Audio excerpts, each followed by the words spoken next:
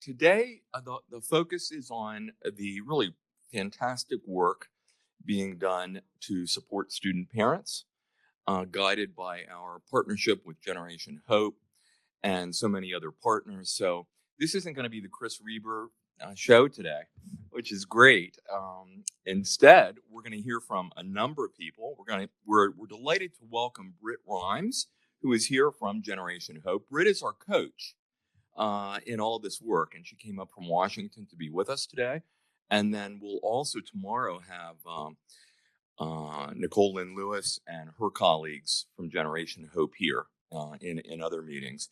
And then you're going to also hear from our student parent fellow, Shanice Acevedo, who's going to facilitate a discussion with some student parents. And so it should be a really good time together. I am at this point going to introduce, one other very important piece of business. Today, we welcome back our valued colleague, Kat Morales, who is back from maternity leave. And we really are so happy to have you back and greet you again and thank you for all the work that you've done, because Kat's really been a leader in all of this work. So at this point, I'm going to turn this over to Dr. David Clark to get us started. So thank you all. Good afternoon, everyone. Thanks for coming. Nice to see so many familiar faces, and you guys are enjoying your lunch. Is the lunch good? I see some smiling faces, so I'll take part in a minute. Well, I won't stay up long because Kat and I will be back up after Britt has made some comments. But I just wanted to introduce her. Her name is Britt Rhymes, and she serves as Senior Higher Education Impact Manager at Generation Hope. And as Dr. Reber said, she's our invaluable coach, and we've had a really good time interacting with her, and she's given us some really fantastic advice and information. So, Britt, the floor is yours. All righty. I'm a little shorter than David here. All right. Good afternoon, everyone. As he mentioned, I am Britt Rhymes. I am one of the Senior Higher Ed Impact Managers at Generation Hope, a part of the Family U program, which I just said a whole lot of words, and you're probably like, what is this? Who is this? We're going to go over it briefly, and then I'm going to turn it over to your colleagues, and we're going to talk a little bit more about the work that's being done and how you all can help with that. All righty. And so here's our mission here at Generation Hope. We want to make sure that all student parents have these opportunities, to secure and experience economic mobility, which we know is still an invaluable part of living here in this country, and making sure that, we really take a 2-gen approach. We want to make sure that the students have a strong support system as well as their children. And so that's really what we do at Generation Hope. And so here's our story. For those of you who will be able to be with us tomorrow, it's a very inspiring story with our founder and CEO, Nicole Lynn Lewis. You all can read. I'm just going to go over it briefly because, of course, I have it committed to memory pretty much here. We have Nicole Lynn Lewis, who's our founder and CEO. She found out as a senior in high school that she was pregnant. She was college bound, had all these wonderful grades, but was like, oh, I'm having a baby. Is my life over? Right? Because that's typically what students experience when they are teen parents. But she decided that after her troubles and triumphs through college, that she was going to create this organization to make sure that other student parents, such as the folks who will be on our panel, our fellows, and those of you in the audience who are also student parents, had a better experience when they were in college. And so that's really at the heart of the work that we do. We have program services in, 2 and almost 3 areas. We are in the Washington, D.C. metro area. We are in New Orleans, Louisiana, and soon we will be moving to Dallas, Texas. And so these are some of the programs and services that we have. Those direct services are those supports that are in those regional areas. And then the systemic work is kind of where my team comes in. Over on the right of the screen, the learning and innovation team down at the bottom. We have our Family U technical assistance, which is a really small part of what we do. It's a shorter time period. And then, of course, we have our Family Cohort program, which you all are part of, which is the 2-year experience. There's around 5 institutions in each of the cohorts, which is a really good experience. And I hope that, some of your colleagues that are on the team can talk a little bit about that experience, working with other institutions across the country. 4-year, 2-year, small, large, public, private, all types of institutions, just gaining ideas on how we can better support the student parents across the country and at our different institutions. And so now I want to give you all some student parent data and the landscape of it. Now, as I know that your colleagues that are a part of the Family U team have been spreading a lot of this information to you all in different places, such as their wonderful student support website that they have. You may not have seen some of this, you may not have known some of it. So I'm going to share some of the national data with you, as well as some things specific to New Jersey. All right. And so student parents, we want to make sure that we're defining them, right? And so specifically here, well, not here, but with Generation Hope, we define student parents as a student who is a parent or assumes caregiving responsibilities of any biological, adopted, step, or foster child or children living in their household part or full time. And that's important because that covers a lot of different people, right? As it should, because when you are a parent, when you're assuming parenting responsibilities, it may not always be that you birthed those children, right? I have a bonus child myself, and nobody can tell me that he's not mine because all the things I do, right?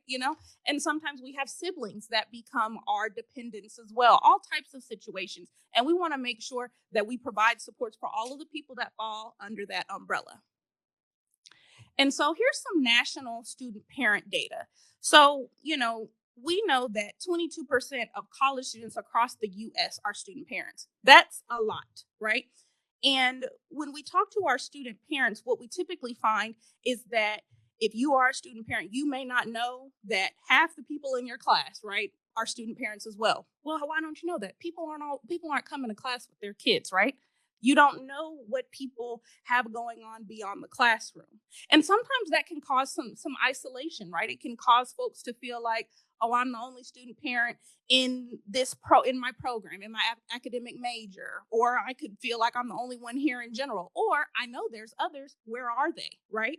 And so another statistic is that 30% of all student parents are fathers. That is a population that we don't talk about enough. We know that historically, fathers have gotten a bad rap. Sorry to you all. That is what, society has dictated. But I will say, you can feel free, come on in. No problem. 30% are student fathers, right? And so we want to highlight those student parents, those fathers that are supporting their children, their dependents in the same ways, that mothers are. And so we also want to highlight that student parent GPAs are often higher than their non-parenting peers. And the reason is you have someone who's looking up to you, right? I'm in a graduate program right now. I cannot tell my 10-year-old that he needs to make A's if I'm not studying, if I'm not reading, if I'm not doing, things like that. And we see a lot of times that student parents take that opportunity to do their work with their children when they have school-age children, right? It's much harder when you have toddlers and young ones, but they're running around doing all types of things, but, parents do what they can. And the majority of student parents are students of color, which should not be much of a surprise, right? And 52% of student parents have children that are 5 years or younger, which again makes that studying really hard. I got a 10-month-old as well. And it's hard to type on the computer when he just wants to bang, bang, bang, right? But that's why things such as on-campus childcare, drop-in childcare, or just resources for childcare in the community are so important for those non-school age children. And so also here's some more completion data. And so we know that 2.5 times student parents, they incur way more debt, right? Which is an unfortunate thing. When you think about it, if you want to go to school full time as a student parent, you're gonna need some more money, right? It's really difficult, not impossible, because we know some people do it. It's really hard to be a full-time student, a full-time worker, and a full-time parent, right? And so sometimes you ask for some more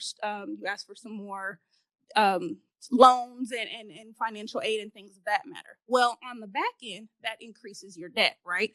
That's not something we love to see. So we encourage people, such as we have a financial aid team member on Family U. We always try to make sure that at all the institutions we have someone there to kind of help figure out what are some ways that we can support our student parents with the financial aid process, right? And then 70% of single student parent fathers, they stop out of college. And that, I think, kind of connects to a bigger societal thing, right? So, okay, I'm in school, but I need to provide. I have to stop out. I'm not going to be able to complete this degree because I have a family to take care of now, right? We don't want that for our mothers or our fathers. We want to make sure that these student parents can get whatever led them to this, to be a student parent. We want to make sure that they get to and through college. That's really what's important for us at Generation Hope, as well as what your Family U team here at Hudson has put as a priority, to make sure that once they're here, we're not just taking in students. Your team, they're great. They don't want to just take students. They want to make sure that the students succeed. All right. And so here is some New Jersey student parent data. 1 in 6 undergraduate college students in this state are parenting. 1 in 6. So again, for those of you who are students at any level, think about the classes that you sit in. If you're a student parent, think about the people to the left and the right. You don't see them with kids, but somebody other than you has some kids in there, okay?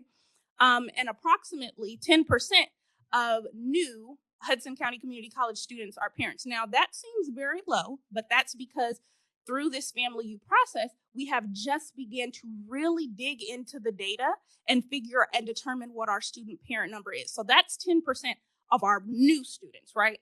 That's not counting the folks who have been here, for a couple of semesters or even years, right?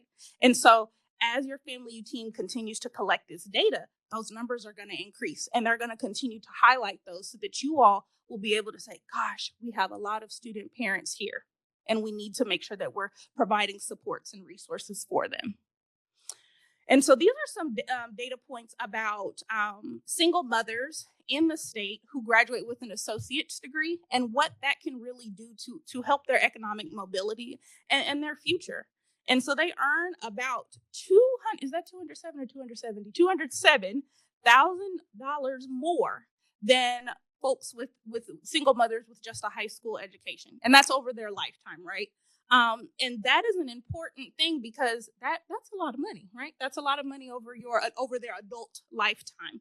That again really connects back to that 2-gen approach, taking care of them and taking care of their child or children. And then something else I want to highlight is that these statistics are from a partner that we have with the IWPRR, and I can give those notes if you want to look at that later. But this is just general data and then a little bit about Hudson in particular. And so something that we focus on at Generation Hope is that student parent work as race equity work, right? And again, I noted that most student parents are student parents of color. And that's why we have to look at it from a race equity lens. And we have to really recognize that the student parent populations that we are serving are not just people who college was made for. These are not people who this country was designed and made for. And so we have to make sure that we're supporting them in every way that we can. All right. And so now, what I want to talk about a little bit more is what is Family U? What is this program that I've talked about, and who are this Family U team and all of this? And so here is our Family U overview. And so what the Family U experience is, it's not the deficit of student parents that prevents their college completion or success. It's the deficit of the system of higher education and the way our colleges are structured, right? And Family U seeks to create systemic change through those areas. We want to create a comprehensive, customized, evidence-based program that you all have, your institution, unknowing to some of you, have been going through for a little over 1.5 years now. And next summer, our time together will be over for just a moment. We're always going to continue to do this work together, but the actual Family U experience will be coming to a close next summer. And so we work with your institutional team to create these resources and support systems for the students here on Hudson's campus. And so these are our general Family U outcomes to make sure that we are increasing awareness to the student population or figuring out what their needs are, because the needs here may be different than the needs at a Rutgers, right? May be different than the student parent needs at, I'll go back home for me, at an American university, right? Every institution is different, which is why we work. We don't just come in and tell you what you need to do, what you have to do. We use people from strategic roles on your campus to help achieve these goals. We want to make sure that we boost the student enrollment and the student parent work, right? At community colleges, there's a lot of transition programs from the local high schools and things of that nature. Their teen pregnancy is still it still exists, right? So how are we getting people who are having children earlier in life to make sure that when they are 15, 16, 17 and they have a baby, they're not like, oh, well, college is out the window. You can come to Hudson, you and your child, you and your children, and you can be successful, and you can get your associates and go on to get your bachelor's, master's, etc. And you can do that here at Hudson. Some of the other important things, we want to develop and implement policies. By a show of hands, how many people knew that you all have a children on campus policy? Okay, well, that's good. But for those of you who didn't know, I encourage you to go look it up on the website. And I know that it will lead you to some other resources and student parent supports that we have, right? And so we want to also increase the confidence in your teammates, to be able to support student parents. Again, we don't know every student parent and we don't know what every student parent needs, but we want to make sure that your Family U team has the resources necessary to support these students. And lastly, we want to boost the rates for student parent enrollment, retention, and completion. We want people to graduate. Prior to coming to this nonprofit, I was a higher education practitioner, and my motto was always get the students to and through college. I have a K through 12 background and transition to higher ed. Get them to college, get them through college. That's the goal, and that's what your team really has been focusing on. And so our student parent success core competencies, we have 4 of them: data, policy, people, and culture. And these are just our general policies, and they're all wrapped into a race equity lens. So data, that's figuring out who the student parents are, disaggregating the data by race, by ethnicity, by gender, all types of things. There may be an institution that has more student fathers than student mothers. We want to make sure we know that. Because, for example, if you're at an institution that has more student fathers than mothers, you may not need as many lactation pods, right, as an institution that has more mothers. Policy, I just noted the children on campus policy. People, that's all of you. Culture, that is also all of you, but also how student parents feel. I took the PATH, do I say PATH training or I just say PATH? I took PATH, right, to come here today, and I was able to walk over and see all of the signage for Hudson, right? So if I'm a student commuting and I want to come, see myself represented, I want to make sure that on some of these posts, I see a student parent. If I see a graduation picture, I see a student parent with their young child, because that gives me hope. They graduated. I can do it too, right? And so that's a part of the culture, that sense of belonging, student parents feeling like there's a place for them here, and in some circumstances that there's a place for their child here as well. All right, and so at the beginning of this Family U process, we went through the student parent campus capacity assessment. Basically, it was just, we worked with the team to figure out, where did you all feel that you all were? Where did the team feel that they were as a campus in those 4 competency areas, right? And so we just used that as a baseline. And what I'm about to show you is where we started. And I'm sure that once you all once our cohort experience is complete, we'll have another presentation similar to this, and you all will be able to see the growth that you all have had as an institution. And so when we started, this is where Hudson was in regard to the rest of the cohort with data, policy, people, and culture. So policy, you can see that's an outlier, right? That is very high because you actually have policies in place. But what we did during this recent time is refined those policies, made sure they were accessible, right?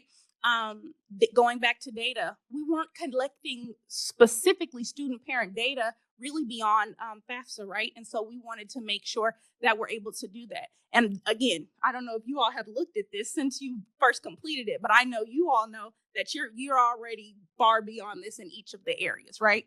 People, making sure that more people are aware. We just went up a little bit just by having you folks in the room and online today. Culture, making sure that we have student parents that are involved in these processes by having a student parent fellow, by having student parents talk about their experiences and have access to faculty and staff who can support this work is important.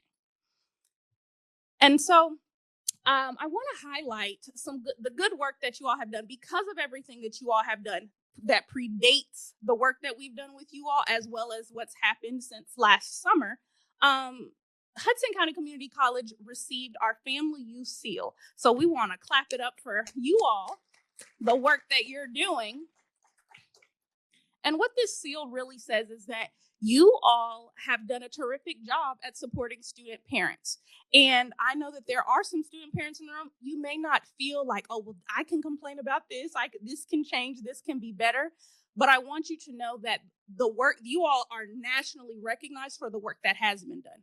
Nothing is perfect. There's a lot of room for improvement. There always is. But that's why we have spaces like this, so that we can talk about how to make those improvements and hear from student parents and create new initiatives and opportunities to talk about this. So congratulations on the hard work that you've done thus far. And we look forward to, the work that you're going to do in the future. And so these are some of the Family U team wins. There is an established data collection system. That was one of the goals that's already started happening, right?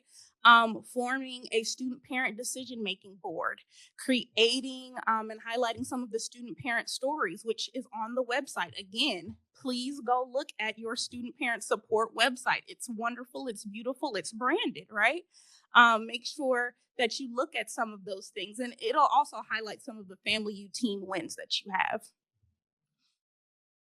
And so these are our Family U team members. I'm not going to ask them to stand, but those of you who are in the room, could you please just wave your hand so that people can see who you are? Shanice, you too. All righty. And so we want to thank them for their work. We have some folks who are going to come up throughout the rest of this presentation and talk about it. And right now, I want to invite our student parent fellow up here just to briefly explain what their project is, their role, and how you all kind of fit into this. So Shanice, would you come up real quickly and just chat real quick?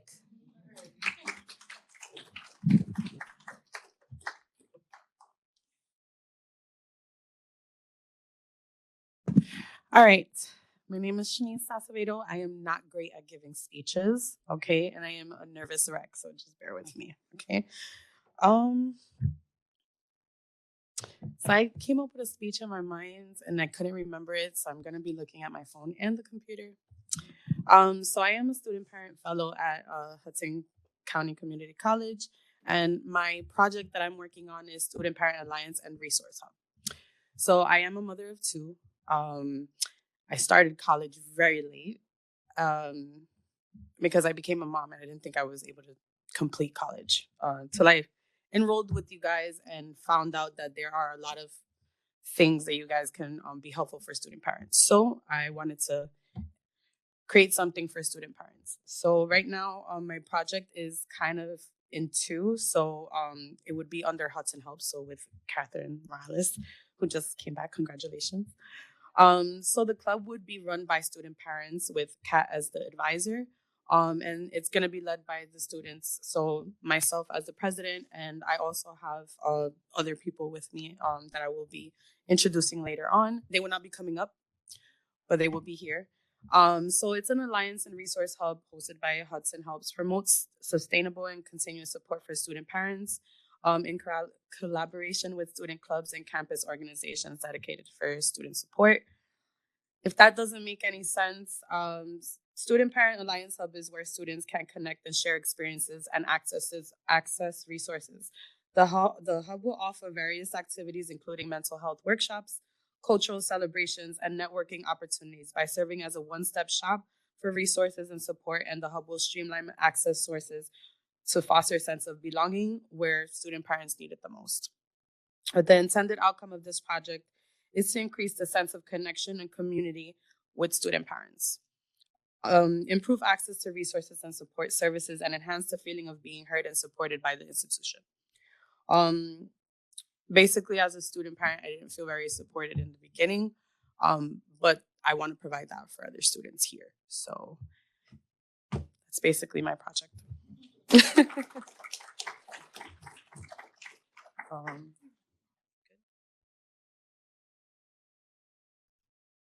All right, so I just want to make sure that you all who don't know Shanice yet as your fellow have met Shanice. Shanice will also be leading a panel immediately following this session with some wonderful some additional student parents here on campus. And so that is pretty much the end of my part of the presentation. I want to bring up your team. I'm going to call them some of your team leads. They're all leaders in their own right. I want to bring up Captain Morales and Dr. David Clark to talk about what's on the horizon and how you all can support. And we're going to connect it back to those competency areas. Now, some of you may have seen this before, but for those who have not, it is here to look at, and they're going to talk about it a little bit more. But thank you all so much for your time.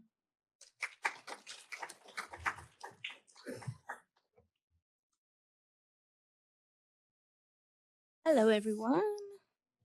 Alrighty. So I can't see from afar. I have my paper up here, but as you all know or have seen or probably seen in the past, as Britt just mentioned, we have been working on 4 main competencies with Generation Hope. So we have the data, policy, people, and culture. We are coming to an end, so we have been working on all of these competencies this far.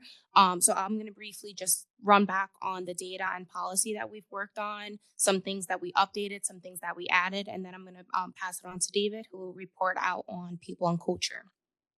So starting with our data, as you saw in the graph, the bar graph, data was really low for us. We didn't really have that data. We knew we had student parents. We know they exist. We just didn't really know how to identify them because we never asked the question. So now we are collecting the data on 3 different platforms. We have it on the application when a student applies. It is now a question. So they are now coming in and we're getting to know, all right, this person's a student parent already. That's already the first step that we're going to get. We're going to be sending out specific resources to them and letting them know that, hey, this is what our college has to offer. We also get that information on the FAFSA.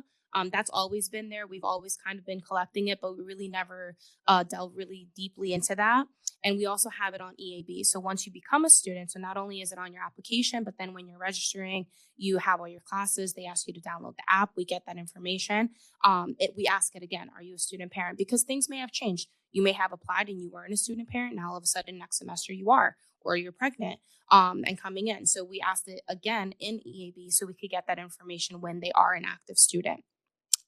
As Britt also discussed earlier, we have that definition, a very broad definition and inclusive definition of what a student parent is.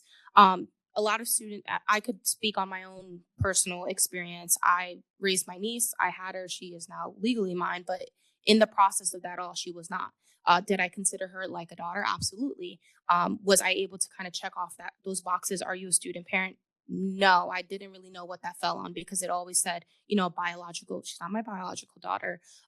It wasn't legal at the time. So it was something that I kind of not fell through the cracks, but I didn't know what support I could get offered. So that broad definition is great to have here because if someone is like myself or any other situation that you may be in, they may think to themselves, do I check this off this box? Am I a student parent? What really classifies? If you think you're a student parent, we believe you. You're a student parent. That's how we look at it in our eyes. So that broad definition is something great that the college has itself.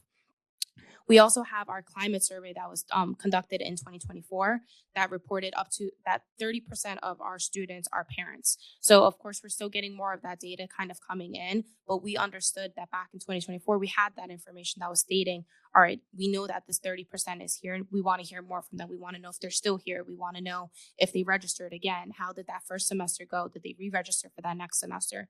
Things like that is really important when we come to the data. When we talk about policy, we now have our priority registration for student. We had priority registrations for other categories and for other students here. Now student parents are one of them. So they'd be able to register for those classes earlier. The benefit of that, of course, is as a student parent, you're probably in school, you're working, you're caring for your kids, you have to pick them up from school. You can't be in school while you're doing all these other errands. So we want to make sure that we give them the opportunity to register for those classes first. That allows them the flexibility and something that works with their schedule. We also updated 3 different policies, I'd have to say. The first one is going to be Title IX, the second lactation, and the third children on campus policy. I did look up when Britt asked how many of us know the children on campus policy, because that's the one that's been out for the longest now. If you don't know, I would encourage you to go on the website, shoot me an email, stop me in the hall. That's fine. I'm back. So either or, our children on campus policy has been updated and posted to our website. With the lactation policy as well, we've always had one, but it was never posted. Even when I did like a quick search myself, I tried to find it. There wasn't really anything in there except for an employee handbook. Our students aren't employees, so we couldn't find that. We did update that and we put it onto the website as well. And now it includes the for students as well. Our Title IX policy, we did have one and it was posted, but it didn't include certain things. So now it includes the pregnant and parenting students as well. So not only have all of these policies been updated, but they're all posted on our website. And before I pass along to David, I did want to touch base on the lactation policy, which he would jump into at the bottom of people, as you see, is the lactation pods on both of our campuses. Although that falls under people, it also falls under policy, because we had a policy written that, the students or employee can go and express milk during certain times, and they're allowed to do so. But we didn't really have a designated area to do that. So with that being said, not only is the policy written correctly, but we also have a designated space now with that. And with that being said, I'll pass it on to David to discuss. Thank you, Kat. And just so that you know, and those are in the virtual world as well, the lactation pods are located on the first floor in the Gabriel Library. So if you have not seen them, they are wonderful pods, and there's also one located on the 7th floor at the North Hudson campus. So we just had them delivered last week and installed, and we met on Friday to develop a policy for those who are needing to use that. You're going to first touch base with our accessibility office to gain access to those lactation pods. So we're currently working on the policy and procedure for that, and we'll get that out very quickly so that that can become used. As well as in the realm of student people, Shanice, our wonderful fellow, has been doing a lot of work since she started this past summer. Our first interaction with her was in Rhode Island at one of our meetups with our other colleagues and colleges from across the country. Our student parent webpage, I definitely encourage you all to make sure that you check that out and really give us feedback on what more information that can go on that. Right now we have some basic information, but we really want to be more specific as it relates to that.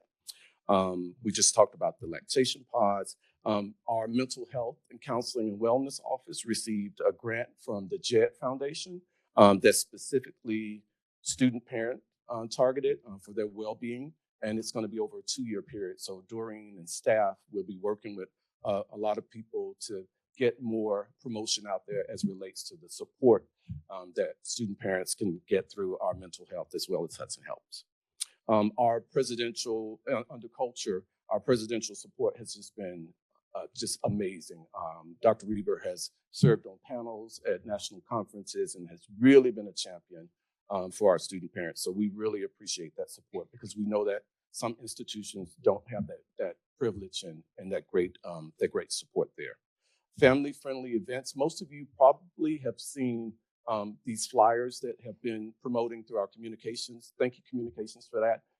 We are going to keep that on a continuous rotation. September is Student Parent Awareness Month.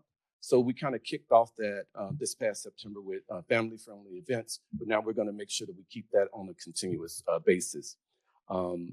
And I think that's about it for culture. And obviously, we cannot do this work without the support of all of you, not only in this room and the virtual space, but please offer our student parents grace.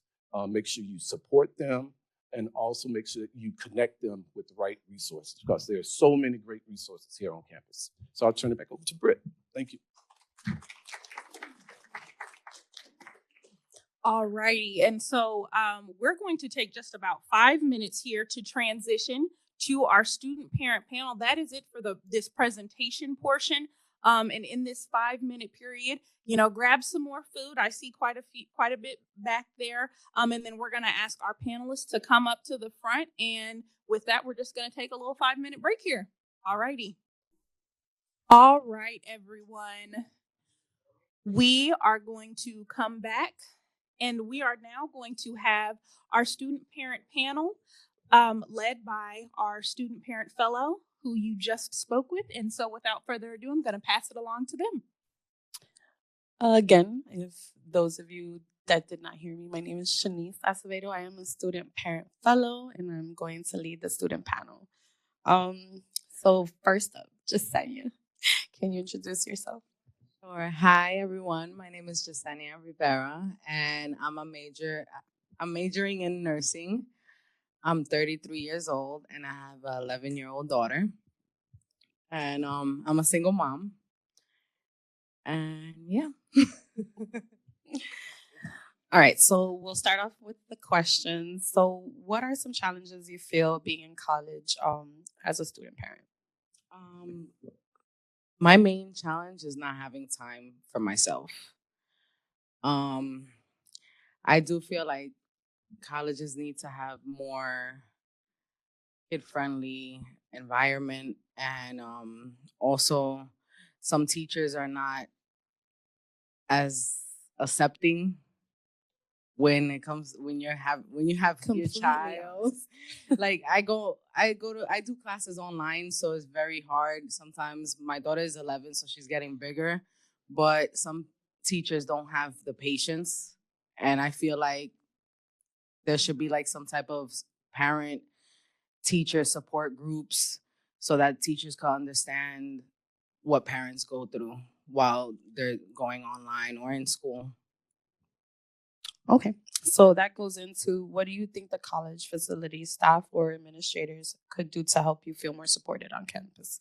Well, I wrote here, I believe that the college should have some more kid-friendly events and be more open to accepting that people do have kids. Not everybody has the other parent involved, so it's hard to have that support system sometimes.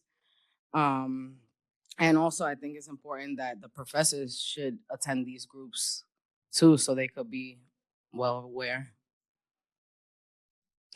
Have you had positive experiences on campus with your kids? I actually never attended any events here because I didn't know that there was a child on campus policy, so that's something I learned here today. I did see like a couple of events that they said it was kid friendly, but I didn't know that. I didn't even know about the policy, so I'm kind of glad that I know that now. What is one thing you would like the college to know and understand about your identity as a student parent? I feel like I would just like the college to have patience and be able to accommodate any needs if necessary. And like I said, just have some type of parent support groups so that the professors are more aware of people's everyday struggles. Okay. Do you feel like your educational journey has an impact on your children and household? Yes, very much. I feel like education is the key to success. Nowadays, the cost of living is very high, and most jobs require a bachelor's degree or higher to have a good pay. So I do feel that is very important. Okay. And do you feel comfortable bringing your children on campus and while you're studying, attending meetings, or doing any general business on campus? Well, like I said before, I haven't brought her here on campus, but now that I know there's a children policy here, I could bring her anytime. I think that they should advertise that more so that people be more aware. Okay. Yeah. Does anyone have any questions for Jasenia? Yes. Hi.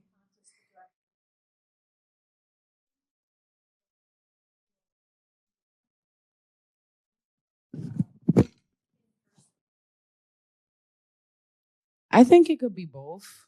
So I think it in could be person both. and both. Yeah. Okay.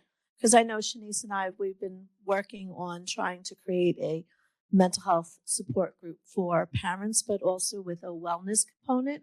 And I love that you just identified, I'm taking notes through my phone, Thank you. that you feel like you have no time for yourself. Yeah. So if you had like a magic wand, how would you carve out like a wellness day for yourself? What would that look like? Um.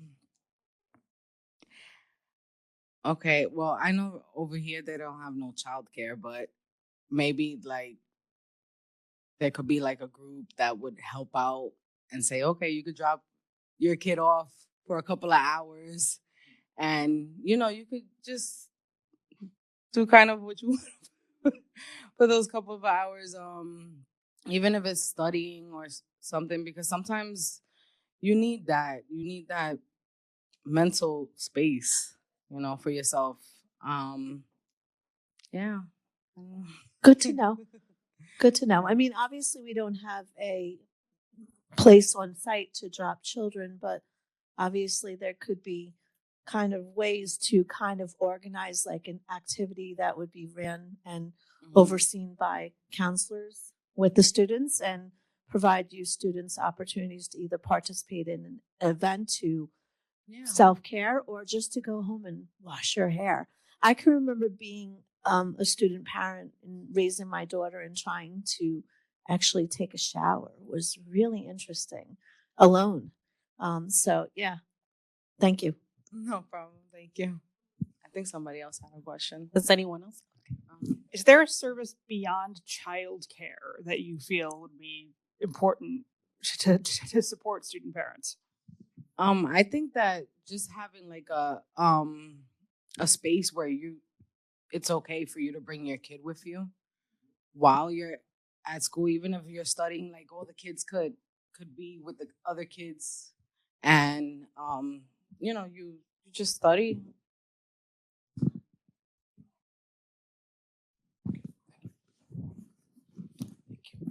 I'm curious to know, now that you know that we have these opportunities here, will you plan to bring your daughter Of to course, campus? yeah, I will.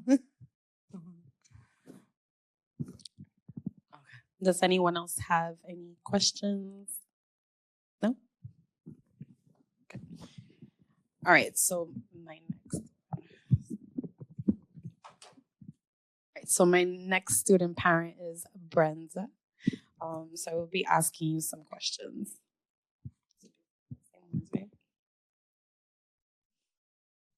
Sorry, guys, I don't remember these things, so I really have to read it off the phone.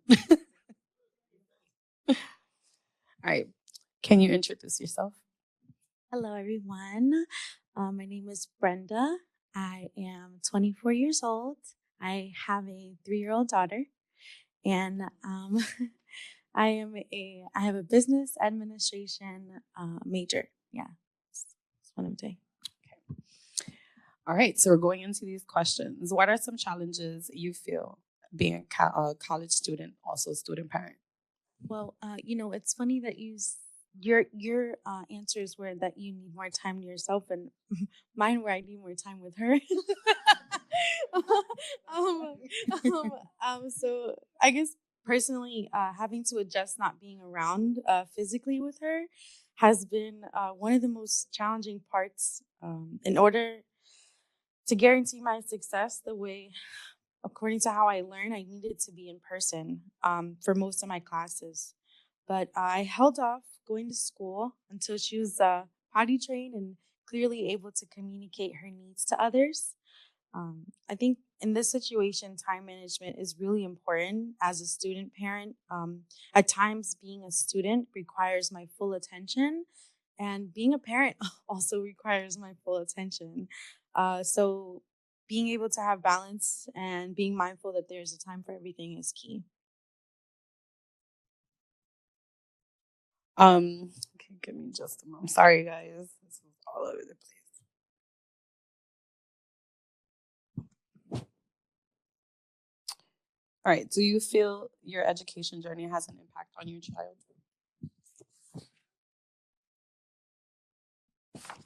Yes, absolutely. There are definitely pros and cons that impact her. Our biggest issue right now is her adjusting, me not being around as often when she needs me, and having to turn to the adults or family I left her with. Um, when which is hard because the relationship with a child and a mother is very different and unique in like so many ways. But because I'm leaving her and going to school, she's having to detach herself from me and put her emotions and her problems on this other adult I've left her with. Which so that hopefully they can fill her needs, which isn't always possible because not every adult is available that way. But either way, at some point, I have to. Birds have to leave the nest, so it's my responsibility to teach her how to handle her emotions in a healthy way and help her understand that it's okay to be afraid of changes in life. And I know as her mother that she can handle challenging things like this, and hopefully she will know too that she's brave enough to handle anything that comes her way.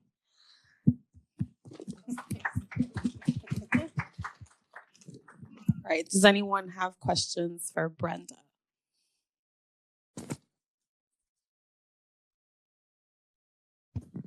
All right, so there's a few questions in the chat, and I'm going to read them from over here. And this can be for both of our panelists. And so the first one is, can you please share what kind of events would you be interested, would be of interest to you and your child or children? And, when would be the best time of day, morning, afternoon, night, weekends, whatever that looks like? Yeah, I was gonna say because I was remembering you saying that you wish there was like a way that we could connect. Maybe if there could be some kind of program where parents can connect with other parents and we're welcome to bring our kids so that maybe our kids can get along and we can make study groups and because in the library actually we can bring our children to the library if we book a room, a study room. Yeah, you can bring your kids there, and if you make some friends and bring some kids over, it should be fine as long as they're not running around and doing kid things. But I think for you and your situation, we were just talking before we started. She's an introvert. Sorry, she's an introvert, so she doesn't ask questions and she doesn't, go out there as much. It's a little bit more. It's different for her. So I guess, like you said, advertising more that children are welcome in the library. Maybe even just a sign on in the library entrance, like, "Hey, children are welcome. Here are the rules." But for me, I ask a lot of questions. I'm a yapper, so I do know this information. It's my first semester as a student, and I've had tons of help from the EOF program and lots of other programs. But yeah, I think that would be one of the things that would be good for us. That is a good idea. Also, I don't know, like yoga, mom and child. That's nice. I don't know, something like that. So I'm hearing a combination of both academic and social programming. Okay, so those of you who work in programming spaces, keep that in mind and reach out to your Family U team to get some of those things started and highlighted. We have another question here. So the Hudson County Community College academic calendar does not coincide with the elementary school calendar's days off. So how do you manage going to class and caring for your child with when the school is closed? And second question, what can Hudson County offer so that you can attend class knowing that you have care for your children?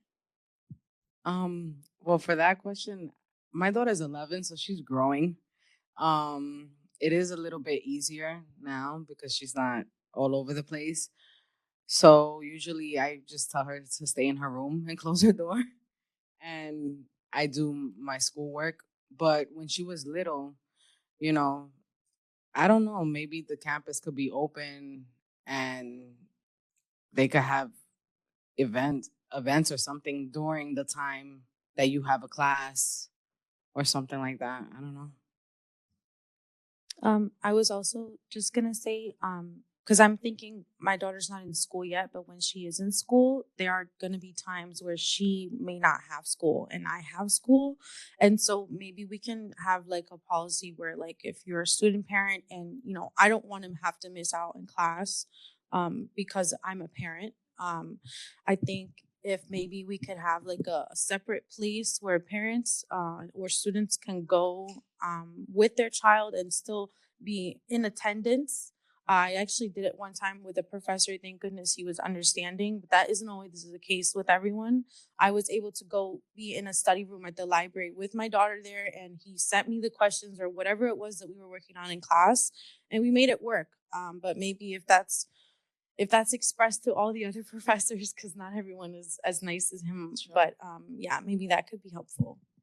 That's a I good did idea. just want to touch base with that. With the policy, the children on campus policy, you're allowed to bring your child into class as well. So you just let them know, if it's a holiday or if it's a day that, obviously I'm not saying like if your kid's sick, it's like, all right, come to class with the kid sick either. But if there's ever a day that you are with your children and I'm going to use the school breaks as an example and you need to bring them in, you're allowed to. That's part of the policy that's written in.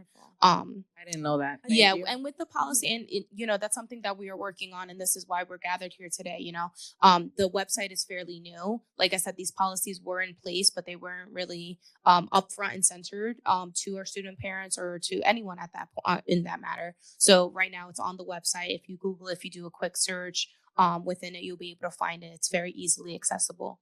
Thank you. Yeah, I definitely think that's great. I didn't know that up until now. I was honestly doing it because I didn't want, I don't know, the other students to feel uncomfortable, but also that may not be possible in some scenarios where, like, if you're studying something that is an inappropriate topic for children, and especially in whenever you're studying to be a therapist, there's a bunch of topics that children cannot listen to. And communication is always key to just letting the professor know. You gave that really good example of that professor who you let know and you kind of worked in an outside space, but still were present. You showed that you were wanting to attend.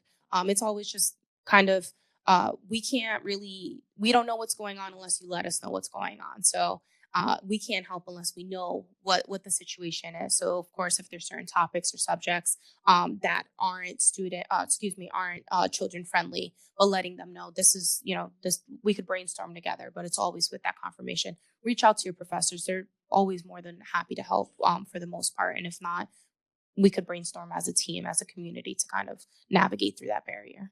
Thank you. Thank you. There's some questions here in the back. It's more like a thought and a comment, but I'm thinking of like the safe zone training and how it has that upside down triangle.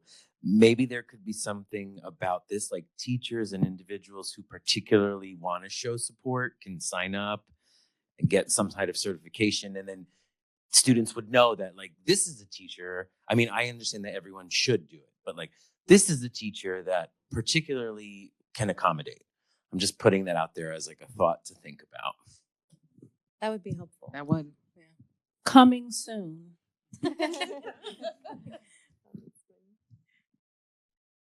Hello, my name's Ayer. First, I'm sorry for coming in late. But my question is, does soda. Does the student parent only apply to parents? How does that also affect siblings who have to take care of their siblings when their parents cannot? I think she had mentioned before that the way they look at it is if you think that you're a student parent, you are a student parent. So you're parenting. It's a whole task. Hello, everyone. My name is Kayla Rojas, and this is more so a comment regarding to the child's parent having like those events. Regarding most so to the yoga comment, I think it's a really sweet idea for a suggestion.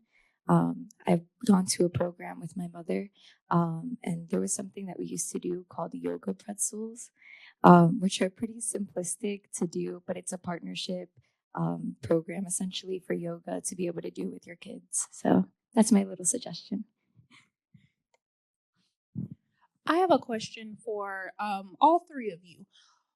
Where on campus, on either of the campuses, where do you spend the most time, and where would you spend the most time with your child or children? I like the big windows in the library.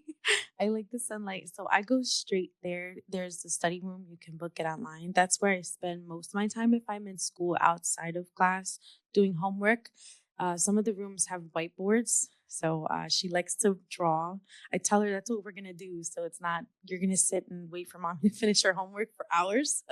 But yeah, that's where I like to go. It's a good place to be. And the librarians are really gentle and helpful. So I'm a remote student parent, so I have not experienced what the rest of the student parents have. So I don't know what it's like to be in the library with my kids. But I am looking forward to doing it next semester because my semester's almost over. But yes, I am. I probably will be switching up my schedule to experience what it's like to be a student parent on campus. Because I'm trying to help you guys out. So, I have to be a student parent on campus to do that, right? It's so good.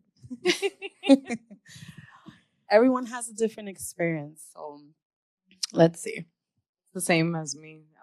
I'm also remote, so I can't really say any experiences, but hopefully this semester coming up, I'll be more involved.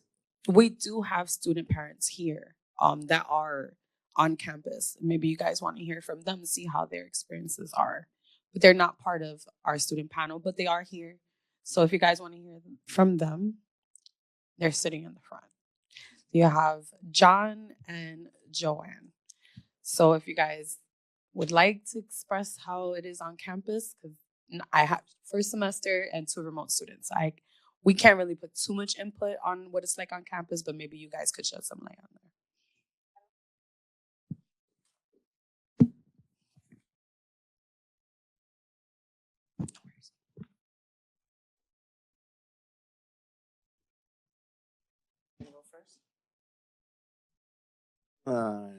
You can go. Okay. Hi, I'm Joanne. Um,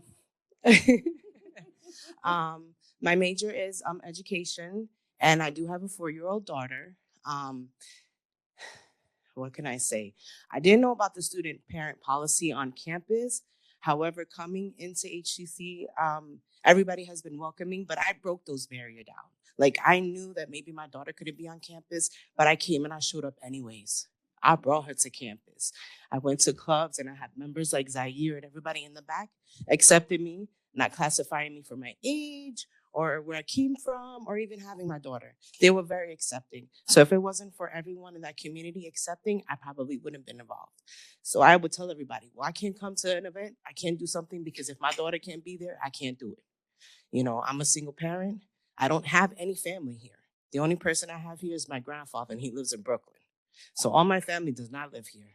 So if it wasn't for, some of the professors actually allowing me to bring my daughter to campus or to class, I wouldn't have came.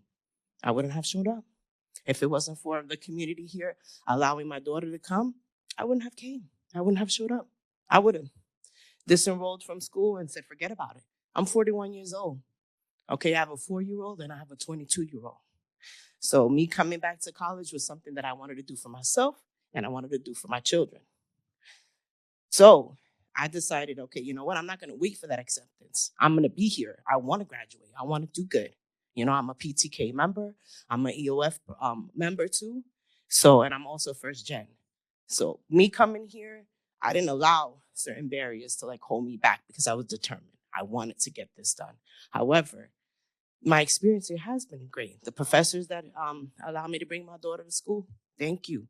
The community here, all the children here, allowing me to come to the events, becoming presidents, being involved, thank you. Because if it wasn't for that unity, I wouldn't be here right now. I didn't wait for that permission. I was ready and I wanted to be here. So I just was kicking the doors down, breaking everything down. My first semester here, it was hard because my daughter was under 3 years old. And I had to do remote. Being on campus wasn't, a thing for me. I had to wait until she was able to go to school. So I enrolled her in 3 years old and pre-K 3. And that's when I decided to be a little bit more involved, come on campus, do this and do that. But if I did have those setbacks, I wouldn't have been here. Definitely not. I would have gave up. I said, forget about it. If my daughter can't be in here on campus, if my daughter can't be involved, because I don't have a babysitter, I would have to study. It would take me 3 to 4 days to do one assignment because I had to constantly watch what she's doing or where she's going, and I couldn't focus, but I was so determined because I wanted to graduate. I wanted to get that associate's degree. I wanted to set the tone for my children, to let them know it don't matter what age. When you're ready, you're ready. When you're hungry, you're hungry. You're going to get that. You're going to break those barriers down. Don't let nobody tell you no. Do it. I'm so proud of you.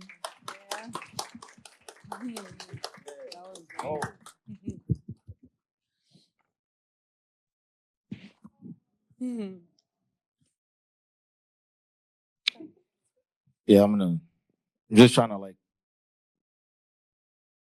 it's frustrating being a student parent. Um, I first want to say, yo, you moms are incredible, single moms. You're awesome. I understand your struggle. I understand my mother's struggle because I'm a single father.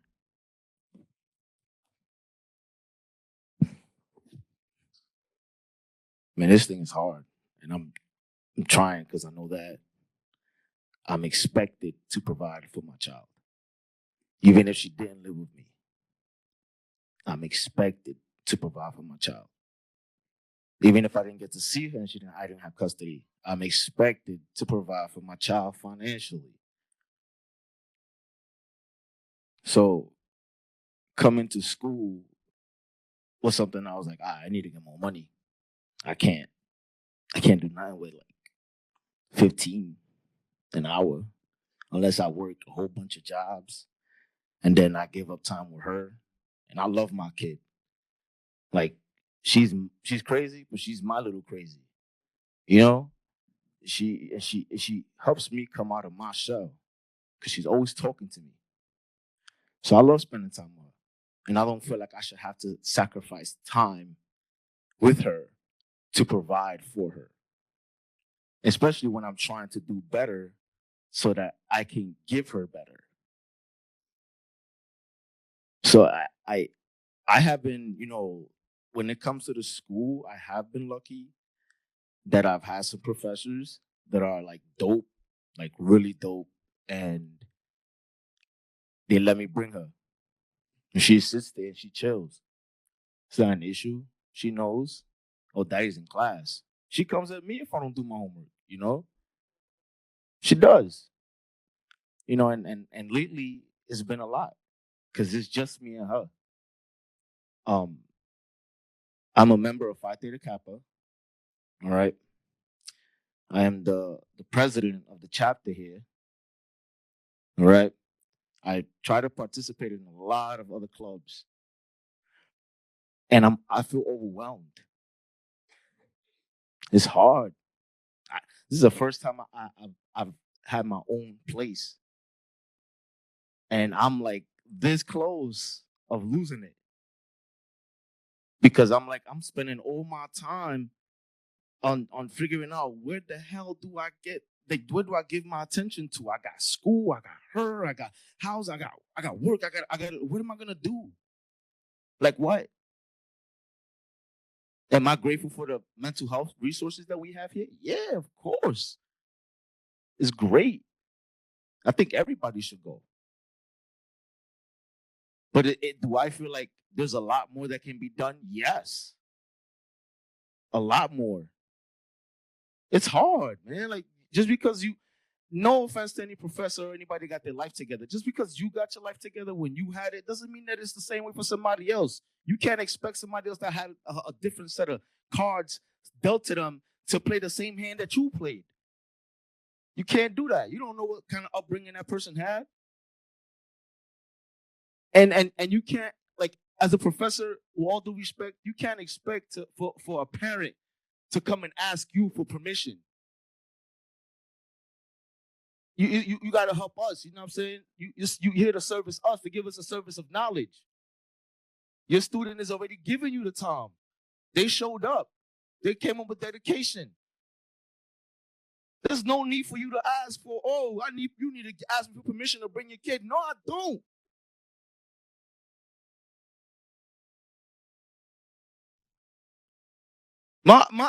I'm about to withdraw and just stop all of this, yo, because it's honestly, like I need to provide for my kid. It's unfair. I'm not gonna be nice about this because they're not being nice to us outside of this. We need housing. We need food. We need mental support. We need clothes. We need everything. We need it. Because we're not doing enough for ourselves. You have people telling you that they don't have time for themselves and they need it. People that want time with their kids and they need it. They're attending your school. They're giving you their time, their dedication. They're here. Show them that support. I'm not trying to be in the streets with my kid. Are there services here that provide some type of help? Yeah, it's all right. It's cool. You think I haven't gone to the resource centers out here? Yeah, I have, and they've denied me because I'm not working. I'm going to school full time. How am I not working?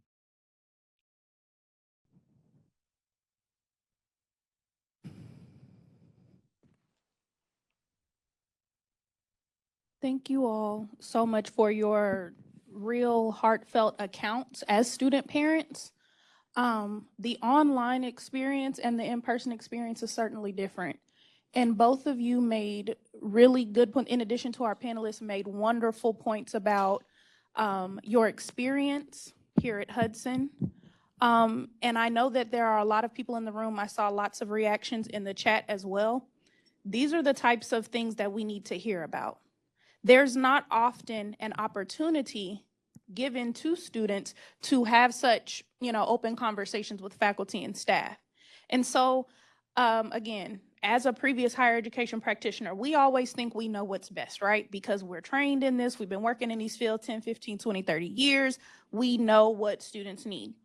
But the lived experiences are different, right? And so I know that lots of people have heard from our panelists, as well as our two students who just gave, their real life, their lived experience. And we thank you all for those accounts. And there are current as well as developing resources for some of those very exact things. Basic needs security for students and their dependents is troubling the nation, troubling our institution. And we want to hear things like this so that we can address it. That's part of what Family U is for. And we have one more note here. I'm so sorry. I just have one more comment. I hear you. I feel you. Being a parent is definitely hard. Because I didn't know. I ask a lot of questions. And from the way professors make it sounds like we aren't allowed to bring our kids to class. Also, the security guards are super hey, where are you going with that kid?